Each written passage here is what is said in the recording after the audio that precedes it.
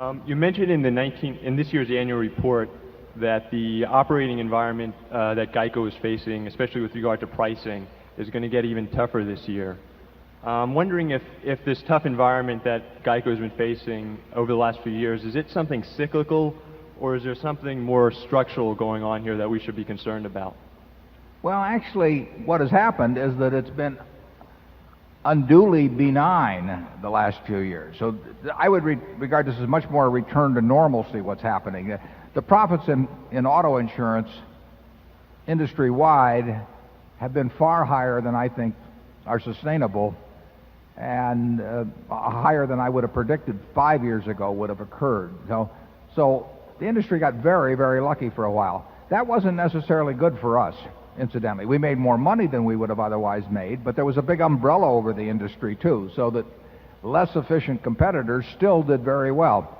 We do not find the environment which is going to be lower profits. We do not find that undesirable at all. I mean, we do not like having a huge umbrella over an industry.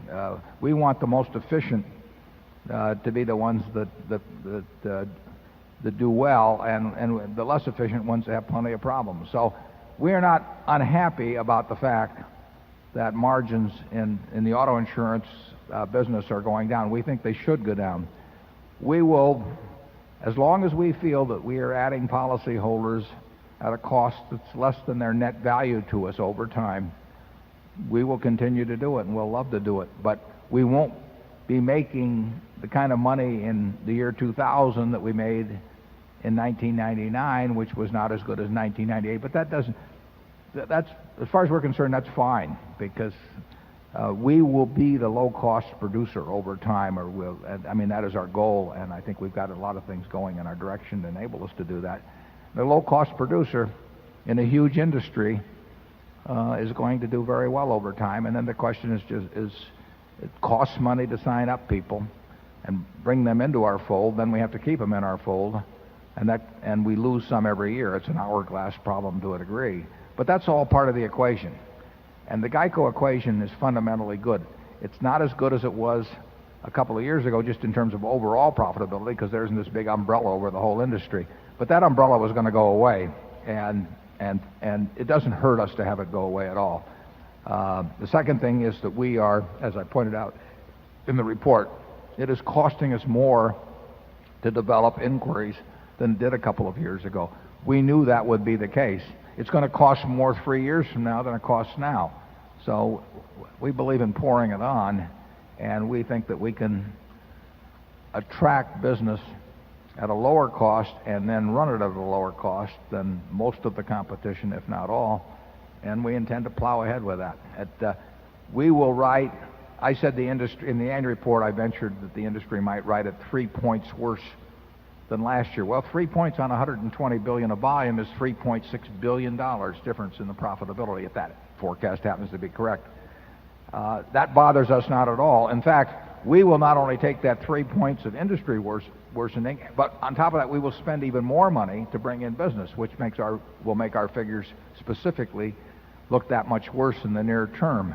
But that, in the end, it is so much more attractive to bring in that kind of business, we'll say, than some e-retailer who is losing cash by the ton, bringing in customers who are spending far, far less than our customers spend with us, and where the retention rate, I would venture to say, will be lower than our kind of retention rate. I mean, we've got a very good business model. It's not as good as it was a couple of years ago. It's probably better than it will be a couple of years from now, but it's still far superior, I think, to the business model of most of the competition. We've got a great machine at GEICO, and we've got a sensational man running it, and Tony Nicely. I mean, he is the best in the world at running that business, and he's been there since he was 18 years old, and he knows it every way from Sunday in terms of how to run that business. I've known Tony for a good many years.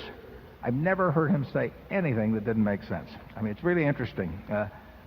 If you take a whole bunch of people with 140 IQs, it's a very uneven performance in what they actually do. I mean, some of them say all kinds of things that make a lot of sense about 90% of the time, and then 10% of the time, they go crazy. And Tony is everything Tony says and does makes sense, and he is a huge asset to Berkshire, and he's working with a business model that's very powerful.